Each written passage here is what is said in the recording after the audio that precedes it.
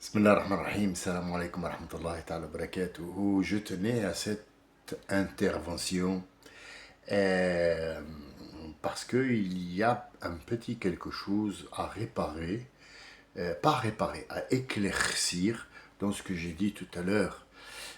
Quelques internautes, bien sûr, ont tout de suite tilté sur cette problématique, selon eux, qui pour moi ne l'est pas. Donc en mode décontracté, hein, puisque c'est un samedi soir, et que c'est une intervention qui ne va pas durer des lustres. L'affaire se reporte sur la demande. Tout à l'heure, j'ai dit tout ce qu'on demande à Dieu, je parle bien sûr de notre siècle, à nous maintenant, c'est lié à l'argent. Peut-être que quelques internautes n'ont pas un petit peu adhéré à ce sujet-là, puisqu'il y a des gens qui demandent autre chose. Ah d'accord, selon eux. Mais est-ce que moi, ce que je vais vous dire, c'est confirmé? Je suis rentré dans leur esprit et je sais ce qu'ils veulent. Non, moi je vois tout ce qui est extérieur et qui est visible. Celui qui est extérieur et n'est pas visible, je ne peux pas le voir sauf si on me le montre. Exemple que j'ai donné plusieurs milliers de fois. Quand tu vas par exemple, moi j'ai beaucoup vécu dans la peinture, dans la décoration, et quand je fais un mur, je le fais par excellence et je ne me vante pas. Ce sera un mur lisse où tu peux glisser dessus. Le souci que de temps en temps dans la peinture, il se pourrait qu'il y ait un petit moustique par exemple. Je ne jette pas la faute sur les insectes, hein, mais disons qu'il y a un petit moustique ou un moucheron qui est venu s'installer sur ce superbe mur qui a été peint. Et le souci, c'est que celui qui rentre ne le voit pas, sauf que moi, je l'ai vu. Et donc, si je dis, ah, attendez un moucheron, le gars, il ne va plus voir le mur, il ne voit que le moucheron, puisqu'il me l'a montré. Bien. Il y a eu, à un certain moment, une histoire qui revient toujours sur les écrans. C'est une femme qui a été opprimée, qui vivait dans un cabanon, vieille femme, qui vivait dans un cabanon à côté d'un royaume. Disons que on va mettre royaume et petit cabanon sur une colline, pour ne pas en faire des tonnes et décrire des machins et des trucs. Bien. Ce truc, ce roi a vu, sur la vue de sa fenêtre, il a vu ce petit cabanon sur une plaine. Il a dit, qu'est-ce que ce cabanon fait là-bas? Il appartient à une vieille dame, c'est ça. Là, il a dit, non, non, il n'y a pas de ça, c'est tout ça, c'est mon royaume. Détruisez ce truc et tout le truc, il faut la débarrasser. En gros, ce qui nous intéresse, c'est pas comment il a eu lieu, mais ce qu'il s'est passé réellement, c'est que quand ils sont venus pour la déloger de chez elle, où elle demandait rien à personne, qu'on lui a dit que le roi a, a voulu cet endroit et il l'aura. Elle a dit, Ya Rabbi, Rabbi. C'est là que tout réside pour la réponse de on demande tous de l'argent. Qu'est-ce que cet argent? Est-ce que c'est de la monnaie? Est-ce que c'est des billets? Est-ce que c'est autre chose? C'est de l'argent. Ya Rabbi, Rabbi ici ce n'est pas Allah. Ce n'est pas Ya Rahman. Mais elle va utiliser un autre nom associé à Rabbi. Parce que la demande, c'est une demande de donation. Pour la vieille dame, c'est une demande de... Vous allez voir ce que c'est. Pour le roi, c'est autre chose. Elle a dit, Ya Rabbi, il m'a montré sa force comme étant roi. Et il a pu me délonger d'un endroit que le roi des rois m'a donné. Montre-moi et montre-lui ta force à toi. Ce qui s'est passé qu'à un certain moment, le malade il est tombé malade, on lui a expliqué il a dit, cette dame, vous lui donnez la colline, vous lui construisez encore une fois sa maison et elle a accès à mon château que je quitte et que je pars ailleurs, donnez-lui le château, la plaine et le cabanon que vous allez reconstruire. Comme vous l'avez démoli, vous allez le reconstruire lui-même. Ça peut être une fable, ça peut être quelque chose qui a été... Ah, qu'est-ce qu'on en tire comme histoire? C'est que elle a été opprimée. Ici, qu'est-ce qu'elle demande? De la vengeance. Mais quelque part, cette vengeance, elle est construite sur quoi? Elle est construite sur quoi? Elle est construite sur... On lui a pris quelque chose. Quand on demande « Ya Allah », c'est officiel, c'est un autre problème. C'est un problème divin, ce n'est pas une histoire de donation.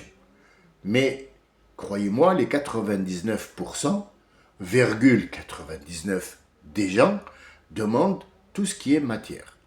Et ça, on l'a vécu tous. Celui qui vit ici, celui qui est venu ici, celui qui s'est installé ici, celui qui a immigré ici ou ailleurs, ou en Allemagne ou en Australie, il est venu pour une vie meilleure.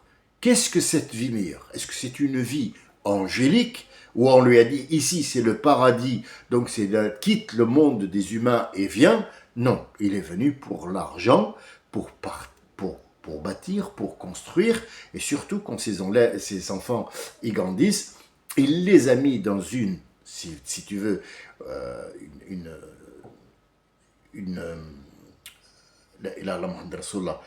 leur a dit de faire des études pour pouvoir être quelqu'un, avoir du pouvoir et surtout de l'argent pour ne pas travailler de nuit ou travailler comme éboueur pour ces gens-là. Quand on tourne, il y a beaucoup de choses dans ce qu'il a demandé, mais le noyau de la demande, c'est être bien. Pour lui, être bien, c'est avoir de l'argent. Prenons un exemple qui n'est pas basé sur quelqu'un, c'est basé sur une généralité. Sur une généralité. C'est pas basé sur quelqu'un, je le répète, c'est basé sur une généralité, y compris moi, à l'époque, quand j'étais jeune. J'avais 21 ans, marié, une Allemande, quel était le but? Papier, à ce moment-là, c'était pas une priorité, mais comme on va se marier, donc il y aura des papiers. Quel était mon but? Mon but, c'était de construire. Ou, c'est pas le problème. Que ce soit au bled ou ici, ce n'est pas le problème. Le problème, c'est construire. Donc, construire demande quoi? Demande un travail stable. Pour ne pas exagérer, dire ouais, non, non, stable. Toute la logique qu'il y a. La logique, c'est demander un travail, un CDI, CDD, je sais pas quoi, pour travailler, pour avoir de l'argent, pour pouvoir construire, pour pouvoir s'habiller, pour dire que les gens, voilà, acheter une voiture, être bien, c'est ça. Il n'y a pas autre chose. Je n'ai jamais vu quelqu'un qui ne sort pas de la mosquée en espérant mourir en train de prier au sol parce qu'il en a rien à foutre de la vie. Mais il va prier un petit peu, mais il est obligé de rentrer parce que la dame, elle lui a dit en rentrant, tu apportes le pain.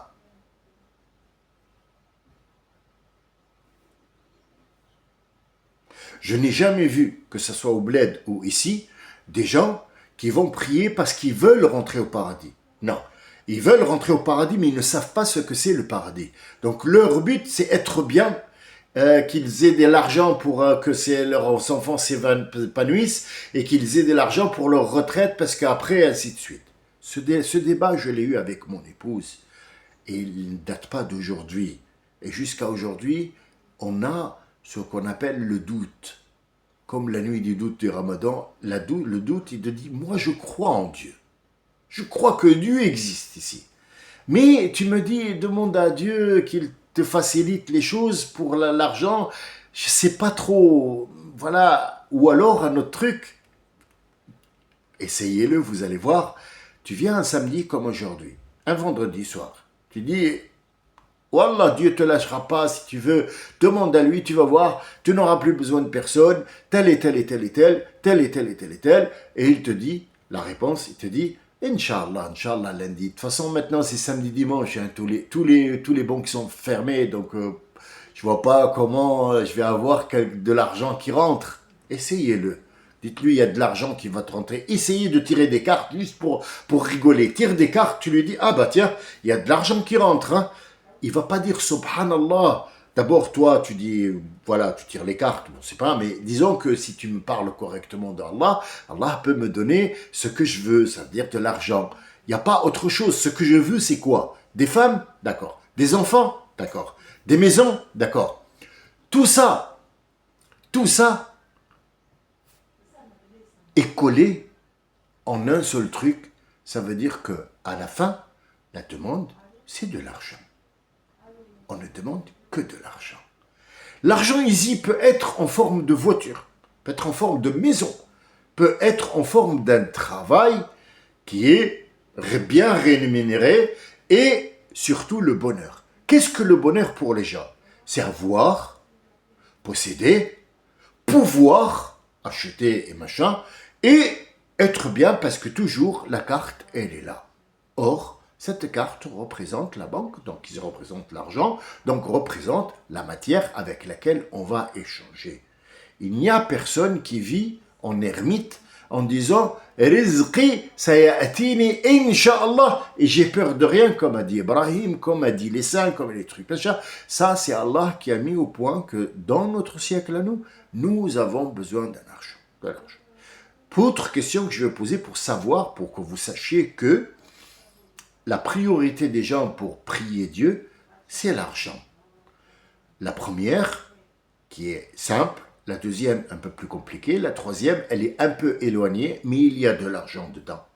La première, c'est le gars simple qui demande, Ya Rabbi, de l'argent, parce que j'ai pas, mais il est au bout de la rue, qu'est-ce qu'il fait? Ben, il n'a pas d'argent pour prendre un taxi, il n'a pas d'argent pour monter dans le tram, sinon il va y avoir une amende, il n'a pas d'argent pour entrer avec du pain, il n'a pas de l'argent pour, par exemple, quelque chose de bête, mais 80% cherchent un paquet de zagat en rentrant, il faut que le frigo y ait quelque chose, si tu ouvres le frigo, il n'y a rien, et il va se sentir opprimé, il va se sentir pas bien, tu lui dis le paradis, tu dis ouais, mais le paradis, moi j'ai pas mangé depuis avant-hier, donc en fait, ce qu'il racontait en journée, que Allah est grand, Allah m'envoie, il n'y a pas de cette croyance, n'existe pas. C'est pour ça qu'Allah il dit, ne dites pas, nous avons la croyance, mais dites, nous sommes juste des musulmans. Qu'est-ce qu'un musulman? Musulman, c'est quelqu'un qui te dit, voilà, moi je crois en Dieu, mais l'argent, c'est moi qui vais aller chercher. Si tu ne te lèves pas le matin, tu verras le lendemain, tu n'as plus d'argent, tu n'as plus d'existence. Donc l'existence est toujours basée sur qu'est-ce que tu rapportes et qu'est-ce que tu possèdes.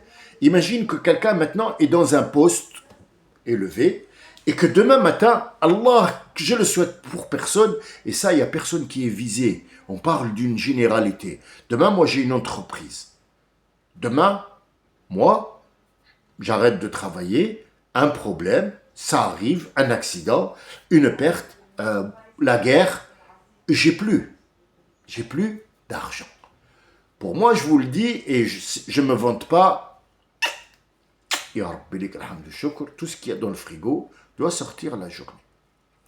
Peut-être pas tout, il y a une bouteille de coca ou de, je sais pas, je dis n'importe quoi, coca, je n'ai pas de coca à la maison. Une bouteille d'eau, une bouteille de sirop qui est ouverte, une boîte de pois chiches qui est ouverte, le manger qu'on a fait hier, il est là, donc en fait, il n'est jamais vide. Mais disons qu'il y a des choses, des œufs, machin, on va voir les voisins, on va voir si quelqu'un a besoin de quelque chose. Toujours lié à l'argent. Qui va donner ça, je dors tranquille.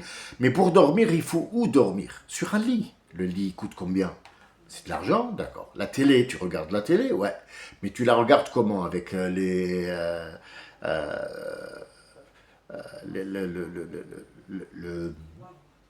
l'antenne. L'antenne. Il n'y a plus d'antenne. Analogique, c'est fini. Tu ne reçois plus rien du tout. Tu reçois des gens. Regardez TF1. Qu'est-ce qu'il faut? Pas de l'Internet. Et qu'est-ce que c'est Internet? Ben, il faut payer. Et l'Internet marche avec quoi? Avec de l'électricité. Donc, il faut payer. Ah, il faut payer, d'accord. Et manger? Ben, il faut acheter. Eh oui. Et tu crois que sur le toit, il y a des carottes? Et alors, et tes carottes, il te faut bien de l'huile, non? Ne me dis pas que tu as à côté un truc qui fait de l'huile. Tu vas acheter de l'huile. Tu vas acheter un billet d'avion pour rentrer au bled. Tu vas acheter des chaussures. Tu vas acheter des sous-vêtements. Tu vas acheter des couches pour le bébé. Tu vas acheter du lait, de l'eau qui est de source. Bah, on te l'a coupé, il faut des sous. Donc, pour avoir des sous, pour vivre, qu'est-ce qu'il te faut? Des sous. Donc, tout notre demande, tous nos demandes sont autour des sous. Sauf qu'il y a peut-être quelque chose où je rejoins les quelques internautes qui n'ont pas peut-être, c'est pas qu'ils n'ont pas compris, mais ils ne savent pas où je veux en venir. Je veux en venir que tous nos demandes reposent sur l'argent et le gain et ce qu'on peut faire avec le gain. Le gars qui m'a dit que j'aide, il y a un monsieur qu'on a aidé et je suis venu sur cette chaîne et j'ai demandé qu'il y a un monsieur qui fait de la chimio et que les produits, les médicaments ne sont pas remboursés. Alors, pour nous qui travaillons ici, c'est quoi? C'est rien du tout, mais pour lui, c'est énorme. Donc en fait, chaque mois, il a ses médicaments.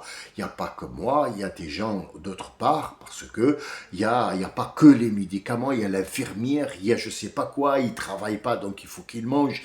Des choses toutes simples de la vie, quoi. C'est bête à dire, mais disons qu'il est dans le besoin. Alors, ce serait rigolo parce que mon épouse, elle a un petit peu un contact, donc elle ne dit pas d'où ça vient, tout ça, mais elle dit il y a des gens qui ont envoyé, on ne sait pas. Ça vient de nous. Et de quelques internautes que je remercie au passage. C'est pas grand-chose. Quand tu remets la totalité, c'est 100 euros, parfois 70, parfois 110, 150, ça dépend du mois. Sa mère lui dit, ouais, t'as vu, et lui, il jure avec des larmes, il dit, je jure, après je vais travailler, je vais leur redonner. Il n'a pas compris que cette entraide qui est basée sur l'argent, c'est plus, on l'a fait par bonheur et par compassion. Cette compassion-là, elle ne peut être faite qu'avec de l'argent. Imagine ce mec qui fait la chimio, il n'a pas de médicaments, et tu lui dis, Allah, je vais demander à Allah, Allah, ishfik, Allah, il te dit d'accord, mais qu'est-ce que tu demandes, toi, en vrai?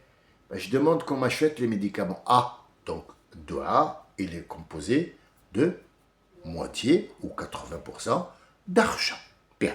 Celui qui veut la liberté, celui qui veut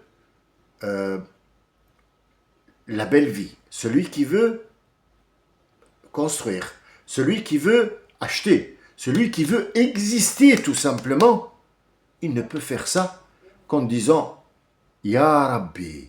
C'est pour ça qu'Allah Azza wa Jal a pris comme fonction première après sa nomination royale, ça veut dire Allah au-dessus de tout. Tout de suite après, il a dit Rabb, le Seigneur qui a rabbeka ala ni'am. C'est une donation. Notre vie est construite sur la donation. Donne-moi la patience, donne-moi de l'argent, donne-moi de l'oxygène, donne-moi pour m'habiller, donne-moi pour vivre, donne-moi pour me déplacer. Même à l'époque où il n'y avait pas de voiture, Allah, dans le Coran, il a dit « Waja'alna al-hamir wal-bighal litarkabuh » Les chevaux, les ânes et les bourricots, on les a créés, qui n'y étaient pas. Le cheval avait la taille d'un chien, c'était un poney. Le poney n'est pas le descendant du cheval, mais le cheval est le descendant du poney, qui n'est pas le poney qu'on reconnaît maintenant aujourd'hui. C'est une sorte de cheval sauvage qui était tout petit de taille et qui va donner ce cheval-là qui va porter vos biens à des endroits où vous aviez l'habitude d'y aller avec difficulté. C'est la ayah, Surat al-An'am. Regardez, vous allez voir, Surat al-An'am. Donc, toutes les demandes concernent une donation de choses qu'on peut échanger contre autre chose pour avoir ce qu'on veut. C'est ça ce que je voulais dire quand notre demande est basée sur Dieu.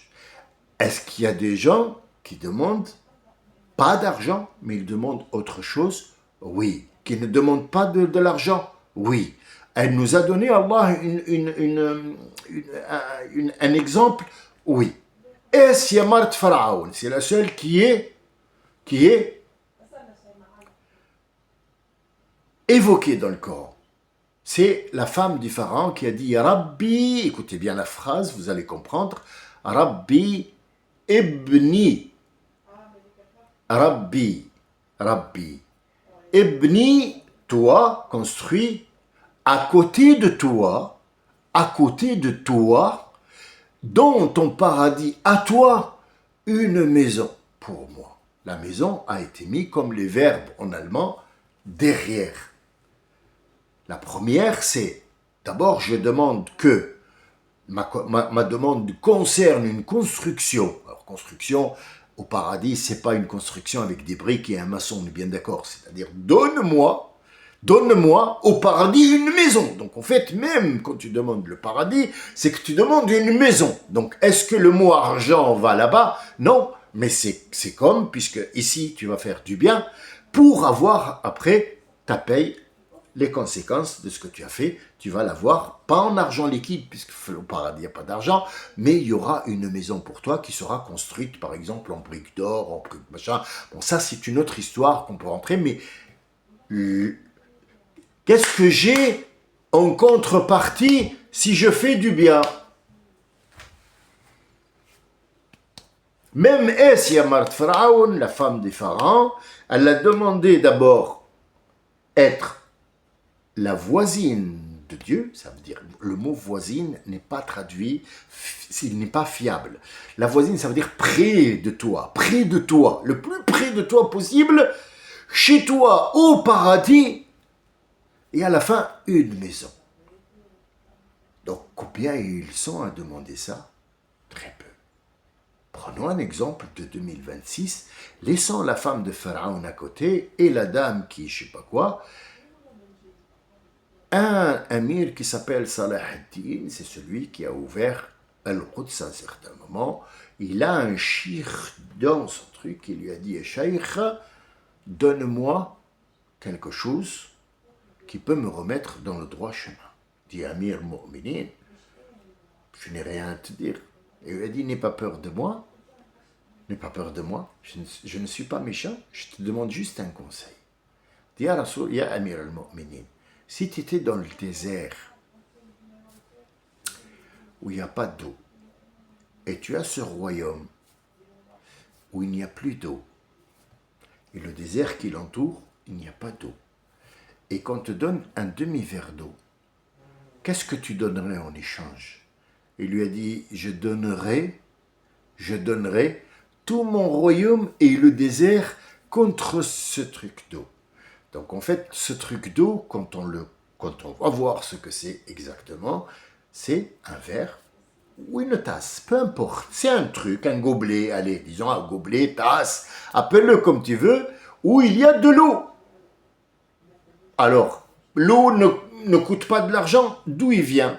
C'est quelqu'un qui l'a apporté. Est-ce qu'il y a quelqu'un qui apporte quelque chose gratuitement? Non, c'est pour être rémunéré. Et ce couple-là, c'est quelqu'un qui l'a fabriqué, que ce soit en verre, que ce soit en poterie, donc il l'a fait gratuitement? Non, il l'a fait contre une rémunération. Pour avoir cette eau, c'est quand même, on parle d'argent. Donc pour avoir cette eau, je donnerai mon... Ah, c'est un échange d'argent. Tu vois, où tu vas, n'importe lequel des exemples que va donner sur la demande d'Allah, Ya Rabbi, fais en sorte que je sois, par exemple, deux personnes qui ne se supportent plus. Alors, un mari et une femme, un frère et un frère, une sœur et un frère, un copain et une copine, ça existe, toutes les sortes existent dans le monde, ils ne vont pas. Alors, le meilleur exemple, c'est un homme et une femme qui ne se supportent plus, ils ont des enfants, ils vont se séparer. Donc la demande, c'est quoi la demande d'Allah? Hasbi Allah wa ni'mal wakil, Ya Rabbi, fais en sorte de me prendre parce que je suis fatigué, j'ai de l'argent et tout ça, mais je suis un petit peu triste. Ah. Ici, la demande te semble simple, tu demandes juste le bonheur. Mais le bonheur, qu'est-ce qui va te coûter? En gros, il va y avoir un divorce, il va y avoir le droit de visite des machins, il va y avoir une rente pour toi, moi je donne la rente, ou la femme me donne la rente, ça existe pour les deux côtés. Et alors, c'était une voiture, maintenant c'est deux voitures, deux maisons, deux en séparés, il y a celle-là qui va prendre en charge les enfants, l'autre les enfants. Comment ça s'appelle tout ça? tu as réussi, Allah t'a donné ce que tu veux, il t'a donné. Et il te promet après le Jannah parce que, voilà, il n'y a pas d'opprimatie, tu as fait en sorte que tout va bien, tu fais ta salette. Mais qu'est-ce que demande cette salette? Elle demande de l'eau pour te laver. Tu vis dans une ville à Paris ou à Sfax ou à Monastir ou à Sydney ou à New York, il te faut de l'eau, il te faut une maison, il te faut une habitation, il te faut un travail pour pouvoir financer ta maison, financer le truc. Même les gens qui ne travaillent pas, ils sont à RSA, ils demandent Ya Rabbi, ma situation, elle est un petit peu, Ya Rabbi, fais en sorte que ma situation soit meilleure. Meilleure dans quoi, mon chéri? Ça veut dire quoi, meilleur? Meilleur, ça veut dire qu'il y a un ange qui passe et te dit bon, non, il demande de l'argent. Donc en fait, tout est relié à l'argent. Et Allah Azzawajal a fait en sorte que nous sommes en 2026, il ne demande ce qui concerne que l'argent, que le pouvoir. Sans argent, tu peux rien acheter. Sans argent, tu ne peux pas passer les douanes. Sans argent, tu peux prendre de l'avion. Sans argent, tu n'as pas Internet. Sans argent, tu n'as pas ce téléphone sur lequel tu m'écoutes. Sans argent, tu ne peux pas acheter le produit ou l'électricité ou la charge ou l'énergie qui fait marcher ce téléphone. Juste les lunettes.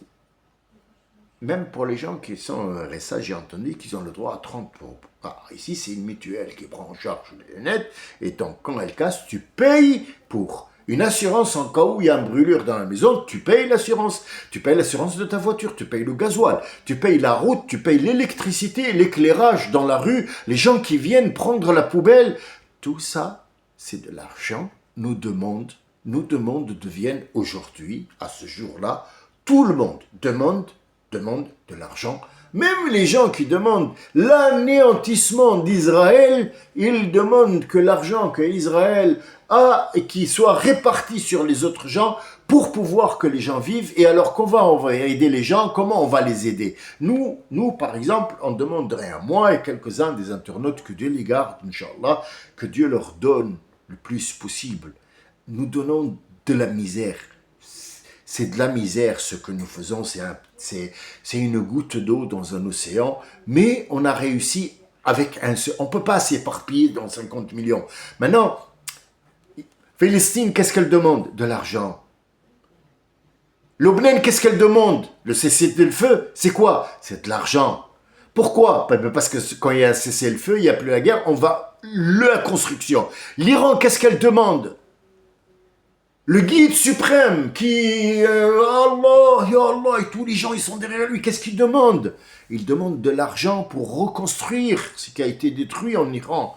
Donc en fait, tous les pays du monde entier reposent sur l'argent, y compris l'Arabie Saoudite, qui ne demande plus à Allah que Ya Rabbi fait en sorte qu'on soit sain et sauf et qu'on meure musulman. Non, il demande que tout se rétablisse parce qu'il faut des années pour refaire les puits de pétrole pour pouvoir vivre, parce que s'il n'y a pas d'argent, il n'y a plus d'Arabie Saoudite, il n'y a plus rien du tout.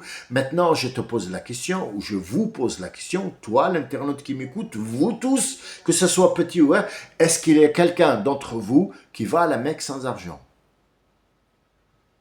Est-ce que Dieu a dit, venez à la Mecque faire le pèlerinage? Il l'a dit. Est-ce qu'il y a, venez faire le pèlerinage, est-ce qu'il y a argent? Non. Qui nous fait payer? C'est l'Arabie qui a eu, les Saoudiens qui ont eu les clés de la Mecque, qui nous font payer ce qu'on appelle doua. Il est payé. Si tu ne payes pas, tu ne fais pas de doua. Quand il y a une mosquée dans France, par exemple, je vous dis, j'ai fait tout le tour. S'il n'y a pas le loyer qui est payé, de l'électricité jusqu'à la taxe foncière et la taxe d'habitation de ce lieu qui s'appelle la mosquée, qui est acheté par une association, et l'association doit payer le loyer, il n'y a pas de prière, il n'y a pas de doua. Tout est posé sur là-dessus. Est-ce qu'on peut faire doua sans argent? Oui. Mais est-ce que tu as les glaouis pour ça? Est-ce que tu as les glaouis pour dire « Ya Rabbi, je ne veux rien, ni ici, ni là-bas. Ce que je veux, c'est toi. » Qui a fait ça? C'est une femme qui s'appelle El-Khansa. El-Khansa, elle n'a pas demandé à ce que ses enfants, il n'y avait pas d'école à l'époque du prophète, elle n'avait pas demandé à ce que ses enfants deviennent des imams et qui suivent le prophète. Ce qu'elle a fait, qu'est-ce qu'elle a fait? Elle avait 4 enfants, 4 hommes, garçons. elle les a menés dans une guerre, si tu veux, pas une bataille islamique, et elle s'est mise en arrière-plan. En arrière-plan. Ils ont rebrouché chemin, elle a pris un bâton, elle les a tapés. Retournés dans le champ de bataille. Le premier est mort, on lui a dit ton premier fils est mort. Elle a dit il en reste 3. Le deuxième est mort, il en reste 2. Le 4e est venu en courant, elle est allée derrière lui avec le bâton, lui dit t'es pas un homme, retourne dans le champ de bataille tout de suite et défends l'islam. Il est mort. Quand il est mort, le prophète a eu un problème. Il dit comment je vais lui dire à sa femme qui s'appelle Al-Khansa, comment je vais lui dire? Elle a envoyé elle a dit ça y est mes enfants, je les ai bien placés. Ils sont au paradis. Est-ce que tu peux faire ça? Regarde tes demandes, ils sont basés sur quoi? Et regarde sa demande à elle est basée sur quoi? Il y en a une autre qui est plus récente qu'elle, très récente. Elle s'appelle Raba'a. Raba'a, c'est pas, en arabe littéraire, ça va la 4e. Mais Raba'a, ça ne peut pas dire la 4e non plus. Il y a d'autres sens, mais le sens principal, Raba'a, c'est la 4e. Il nous met comme ça. C'est la 4e, on n'a pas de nom. La 4e, Raba'a. Il y en a même qui disent Habga. Habga, ça veut dire quoi? Il a eu une bonne saison et il a eu une naissance d'une fille. Il lui a dit bon, bah, appelle-la graine d'orge. Habga. Graine d'orge. Allez, hop, là, c'est parti. Donc en fait, Raba'a, c'était une fille de joie. Ce qu'elle demandait, c'est simple. Quitter ce monde propre. Quitter ce monde propre. Elle avait des enfants, j'en sais rien. Ce que je sais, elle est récente. Hein. Il y a quoi, 100 ans? 100 ans, même pas. Donc elle est récente par rapport à 1400 ans en arrière. Elle a demandé à Allah qu'elle soit propre, c'est tout. Et elle est devenue une sainte que les gens vont voir. Et on donne aussi. On dit, tu veux devenir arabe al-Adawi à toi? Donc en fait, c'est une femme qui est une fille de joie. Et un jour, elle a eu le total amour pour Dieu. Son seul amour, c'était Allah Azza wa Jal. Elle ne voulait plus ni manger, ni habiter, ni rien du tout. C'est Allah qui lui donnait à manger. C'est elle a été emprisonnée parce qu'il fallait qu'elle fasse la danse, puisque elle était la possession de quelqu'un. C'était pas une fille simple, libre. Non, elle était la possession de quelqu'un. Et donc, elle a demandé à Dieu, elle lui a dit, Ya Rabbi, écoute bien, si je te demande si tu vois que mon amour pour toi est basé sur une demande terrestre monnayée ou alors une place au paradis, je t'en conjure, Ya Rabbi, ne me la donne pas. Mais je t'aime parce que tu es et tu mérites cet amour. Est-ce que nous, on est arrivé à la hauteur de Raba'a al-Adawiya, de Al-Khansa et de ces gens-là? Est-ce que dans ce monde-là, on a ces gens-là? Parce que ces gens-là, ils le sont très très peu et ils atteignent une hauteur en Allah incroyable. Maintenant, je pose la question aux hommes et aux femmes qui ont des enfants. Est-ce que tu demanderais la mort imminente pour rejoindre Allah Azza wa Jal, sachant que tu as des enfants, une mère, des sœurs et une fille? Posez-vous la question, vous allez comprendre que je ne vous ai pas emmené très loin, je vous ai emmené dans une réalité qui nous ressemble. Malheureusement, il y a des gens qui vont se sentir visés parce qu'ils vont se retrouver dans l'un des exemples que j'ai donnés. Et j'espère qu'il y a des gens qui vont se retrouver dans Raba'a al-Adawiya, comme ça, au moins, j'ai ouvert toutes les portes, je n'ai pas juste ouvert la porte, tiens, nous, on demande que de l'argent. Donc, en fait, les gens, dès qu'il s'agit d'argent, le sujet il devient épineux et il y a des frustrations. Mais l'argent, c'est le nerf de toutes les guerres d'aujourd'hui et toute l'existence d'aujourd'hui. Tu n'as pas d'argent, tu n'es personne. Si tu n'as pas d'argent, tu dors dans la rue. Si tu n'as pas d'argent, on peut t'écraser. Voilà le problème qui se pose. Ce n'est pas une question de tu m'as donné, je t'ai donné, ils vont donner, nous allons donner. Ce n'est pas ça du tout. C'est ce monde va se ravager pour les intérêts. L'Arabie Saoudite, je n'ai pas insulté, mais j'ai exprimé ma colère envers ces Saoudiens parce que leur but dans la vie, contrairement à l'habit et l'image qu'ils nous donnent comme quoi ils représentent la Mecque, ils ne représentent rien du tout. Ils représentent que des barils. Et ça, c'est aussi la prière de Ibrahim. Ibrahim, qu'est-ce qu'il a demandé? Ibrahim, Khalil al-Rahman, l'ami du prophète, l'ami d'Allah Azzawajal. Ibrahim, le père de tous les prophètes qui vont venir de Bani Israël, il a dit, Ya Rabbi, inni taraktu. J'ai laissé mon enfant et ma femme dans un endroit où il n'y a rien. Envoie-leur et fais en sorte que cette terre leur donne de quoi manger, et de quoi vivre, et de quoi construire, et ainsi de suite, pour qu'ils puissent t'adorer. Ça, c'est Ibrahim.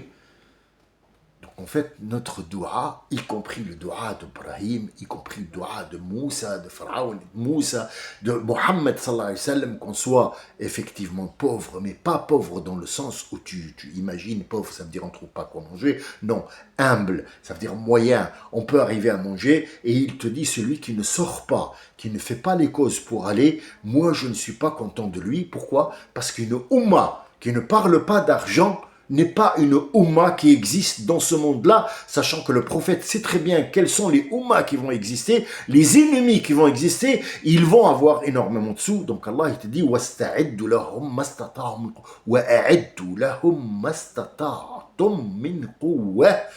Préparez-vous et préparez-leur tout ce que vous pouvez comme force. Qu'est-ce que la force ici? Ici, c'est la force, c'est tout ce qui est tijara. Tout ce qui est argent, parce que sans argent, on ne peut pas créer, on ne peut pas acheter, on ne peut pas fabriquer des armes pour nous défendre.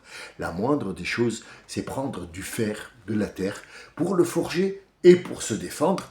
Donc la moindre des choses, une épée, on n'est pas capable de la fabriquer parce que on n'a pas l'argent qu'il faut. Donc tous nos demandes reposent sur l'argent. Ce n'est pas une honte de demander à Allah Azzawajal d'être indépendant pour les autres. Indépendant, ça veut dire quoi? Ça veut dire qu'il peut avoir de l'argent quand il veut, comme il veut, de chez Allah ou de chez un prophète ou de chez un trader ou de chez son patron ou de chez la banque pour pouvoir vivre et travailler et faire le bien.